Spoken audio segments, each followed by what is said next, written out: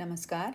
सरदानाज classes में आप सबका स्वागत है। आज मैं आपके समक्ष रहीम जी के दोहे व्याख्या सहित लेकर प्रस्तुत हूँ, जो कि स्पर्श भाग 1 के काव्य खंड से संबंधित हैं। रहीम जी का जन्म सन 1556 में लाहौर में हुआ था। इनका पूरा नाम अब्दुल रहीम खान खाना था। ये अरबी, फारसी, हिंदी और संस्कृत के अच्छे ज्ञाता थे। रहीम अकबर के नवरत्नों में से एक थे। इनके काव्य का मुख्य विषय श्रृंगार, नीति और भक्ति है। इनका अवधी और ब्रज भाषा पर समान रूप से अधिकार था।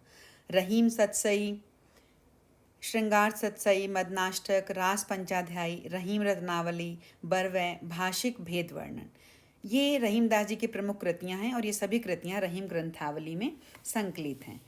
आपकी पाठ्य पुस्तक में रहीम जी के नीतिपरक दोहे संकलित किए गए हैं। ये हमें जीवन की शिक्षा देते हैं कि हमें दूसरों के साथ कैसा व्यवहार करना चाहिए और समाज में रहकर कैसा जीवन जीना चाहिए। इन्हें पढ़कर ऐसा लगता है कि हमने अपने जीवन में इन स्थितियों का कभी न कभी सामना किया है, अर्थात इनके दोहे जीवन परक हैं, जीवन में काम आने वाले हैं। तो आइए जानते हैं इन दोहों के अर्थ और व्याख्या के बारे में।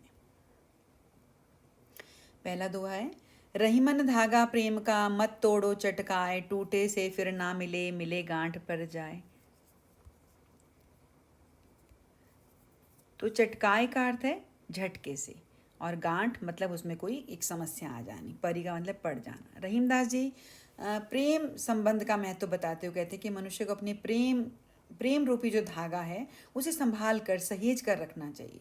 उसे झटके से नहीं तोड़ना चाहिए। कभी किसी बात का बुरा भी लग जाता है तो हमें झटके से उसे नहीं तोड़ना चाहिए, क्योंकि अगर एक बार टूट जाता है तो फिर वह मिलता नहीं है। और बहुत कोशिश करने के बाद अगर हम उसे जोड़ भी दें, मिला भी दें, तो उसमें गांठ पड़ जाती है, तो सामान्य व्यवहार नहीं रह पाता, पहले जैसा संबंध नहीं बन पाता। इसलिए मनुष्य को अपने जीवन में इस प्रेम रूपी जो संबंध है, धागा है, उसे संभाल कर रखना चाहिए। नेक्स्ट है, रहीमन निज मन की बिथा, मन ही राखो गोय, सुनी अठिले हैं लोग सब, बांटी न ले कोय। बिथा का अर्थ है व्यथा, दुख, और गोय का अर्थ है मन ही राखो गोय, मतलब मन में ही रखना चाहिए उसे सहेज कर। रहीमदास जी कहते हैं कि मनुष्य को अपने मन की व्यथा, अपने मन के दुख को, दर्द को अपने मन में ही रखना चाहिए, क्योंकि उसे बताने का कोई फ़ायदा नहीं है। लोग सुन तो लेंगे, अठिलेही का अर्थ है मजाक करेंगे उसका, उसे सुनकर वो हंस लेंगे, लेकिन कोई भी उसे बांटने का प्रयास नहीं करेगा।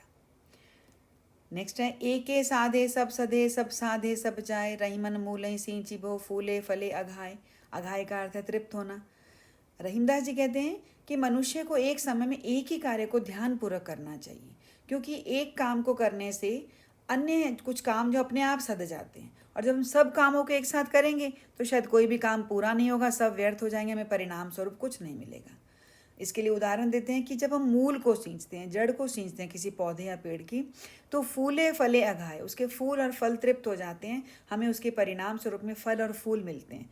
तो हमने एक जड़ को सींचा, अच्छे से सींचा, और हमें परिणाम अच्छा प्राप्त हुआ। तो हमें एक ही कार्य को एक समय में ध्यानपूर्वक करना चाहिए। नेक्स्ट है, चित्रकूट में रमी रहे रहीमन अवध नरेश। अवध नरेश अयोध्या के राजा श्री रामचंद्र जी। चित्रकूट एक जगह का नाम है। रमी का अर्थ है वहाँ पर निवास करना। विपदा का अर्थ है विपत्ति। जा पर विपदा पड़त है, सो आवती है देश। रहीमदास जी कहते हैं कि चित्रकूट में राम को रहना पड़ा था, वहाँ निवास करना पड़ा था, जो अयोध्या के राजा बनने वाले थे, और उन्हें वहाँ निवास करना पड़ा था, जबकि चित्रकूट रहने लायक जगह नहीं है। वहाँ पर जंगल है, घना जंगल है, अंधकार है, हिंसक जीव वहाँ रहते हैं। लेकिन वो कहते हैं जहाँ पर विपदा पड़ता है, लेकिन जिस पर विपत्ति पड़ती है उसको इस देश में आना पड़ता है। अर्थात विपत्ति पड़ने पर मनुष्य को कठिन से कठिन कार्य करना पड़ता है, और वो कर भी लेता है। तो यहाँ पर रहीमदास जी हमें विकट परिस्थितियों के लिए तैयार कर रहे हैं कि अगर कभी विपत्ति आए तो हमें मुश्किल से मुश्किल कार्य करने में भी घबराना नहीं चाहिए। नेक्स्ट है, दीर्घ दोहा अर्थ के, आखर थोरे आही, ज्यों रहीम नट कुंडली, सिमटी कूदी चढ़ी जाए। आपने नट को तो देखा ही होगा कभी कर्तव्य दिखाते हुए, वो ऊपर कूद कर चढ़ जाता है और अपने शरीर को एकदम समेट लेता है। तो कबीर रहीमदास जी ने कहा है कि मनुष्य को थोड़े शब्दों में अधिक अर्थ देने का प्रयास करना चाहिए। रहीमदास जी के दोहे में भी अक्षर थोड़े होते हैं, अर्थ गंभीर होते हैं। दीर्घ का अर्थ है विस्तृत, डिटेल में, कि कम शब्दों में अधिक अर्थ देने का प्रयास करना चाहिए। जिस तरह से नट अपने कर्तव्य दिखाते समय शरीर को समेट लेता है, कुंडली मार लेता है और कूद कर ऊपर चढ़ जाता है, उसका कार्य कठिन है, सब लोग नहीं कर सकते हैं, लेकिन वो अपने शरीर को कुंडली मार लेता है, समेट लेता है, तो उसे ऊपर चढ़ना आसान हो जाता है। नेक्स्ट है, धनी रहीम जल पंक को लघु जिय पियत अघाय, उददी बढ़ाई कौन है जगत पियास हो जाए। धनी का अर्थ है धन्य, रहीम मतलब रहीम अपना नाम ले रहे हैं, जल पंक को, कि धन्य है वह कीचड़ युक्त जल जो छोटे छोटे जीवों की प्यास बुझाता है। क्योंकि कीचड़ वाले जल में कीचड़ अधिक रहता है, मिट्टी अधिक रहती है, पानी कम रहता है, लेकिन फिर भी वो धन्य है कहा गया है क्योंकि उसमें छोटे छोटे जो जीव रहते हैं वो अपनी प्यास बुझा लेते हैं। उसके विपरीत उददी बढ़ाई कौन है, जबकि समुद्र, उददी का अर्थ है समुद्र, समुद्र कितना विस्तृत है, विशाल है, लेकिन उसके पास क्या बढ़ाई है, जगत प्यास हो जाए। उसके पास आने वाला हर व्यक्ति प्यासा जाता है, कोई भी जीव अपनी प्यास नहीं बुझा सकता क्योंकि समुद्र का पानी खारा होता है। तो रहीमदास जी कहते हैं कि हमें छोटे रहकर अपना विनम्रता दिखाकर परोपकार कार्य करना चाहिए, लेकिन हमें दिखावा नहीं करना चाहिए, बड़े बनने का दिखावा नहीं करना चाहिए जो किसी के काम नहीं आ सके। नेक्स्ट है, नाद रीज तन देत मृग नर धन हेत समेत, ते रहीम पशु से अधिक रीजे हूँ कछु न देत। नाद का अर्थ है संगीत, रीजी का अर्थ है प्रसन्न होना, मृग का अर्थ है हिरण, और नर मनुष्य, धन मतलब संपत्ति। रहीमदास जी कहते हैं कि मृग जो जानवर है, हिरण है, वो संगीत से प्रसन्न होकर अपना तन, अपना शरीर सौंप देता है। जब शिकारी उसका शिकार करने आता है तो मधुर संगीत बजाता है तो वह सम्मोहित हो जाता है और अपना शरीर छोड़ देता है। नर धन हेत समेत, कुछ मनुष्य भी दूसरों से प्रसन्न होकर, दूसरों के कार्यों से खुश होकर अपनी धन संपत्ति उसे दे देते हैं। ते रहीम पशु से अधिक, लेकिन कुछ मनुष्य ऐसे भी हैं जो पशु से भी अधिक बदतर हैं। रीझें कछु न देत, जो प्रसन्न तो होते हैं दूसरों के कार्यों से लेकिन कुछ देते नहीं हैं, ले तो लेते हैं लेकिन देते नहीं हैं, जो कि गलत बात है। अगर हम किसी से कुछ लेते हैं, कोई हमारे लिए अच्छा काम कर रहा है, तो उसे हमें बदले में धन्यवाद देना चाहिए। कुछ हमारे पास अगर वस्तु है, धन है, तो वो देना चाहिए, नहीं है तो हम उसे धन्यवाद तो दे ही सकते हैं। नेक्स्ट है, बिगड़ी बात बने नहीं लाख करो किन को होए, रहीमन फाटे दूध को मथे न माखन होए। कितनी अच्छी बात कही है कि मनुष्य को अपनी बात बिगाड़नी नहीं चाहिए। किसी से कोई संबंध है, कोई रिश्ता है, उसे बिगाड़ना नहीं चाहिए, क्योंकि एक बार बात बिगड़ जाती है तो फिर बनती नहीं है, संभलती नहीं है। लाख करो किन को, कितनी भी कोशिश कर लो, लाखों कोशिश कर लो, जिस प्रकार से फाटे दूध को, फटे हुए दूध को हम कितना भी मथ लें, मक्खन प्राप्त नहीं होगा। वो किसी और काम आ जाएगा, पनीर बना लेंगे और किसी को खिला देंगे, किसी जानवर को, लेकिन हम उससे मक्खन नहीं बना सकते हैं। तो इसलिए हमें कोशिश करनी चाहिए कि हमारी बात बनी रहे, बिगड़े नहीं। नेक्स्ट है, रहीमन देखी बड़ेन को लघु न दीजिए डारी, जहाँ काम आवे सुई कहाँ करे तरवारी। रहीमदास जी कहते हैं कि हर एक छोटी से छोटी वस्तु का भी महत्व और बड़ी से बड़ी का भी।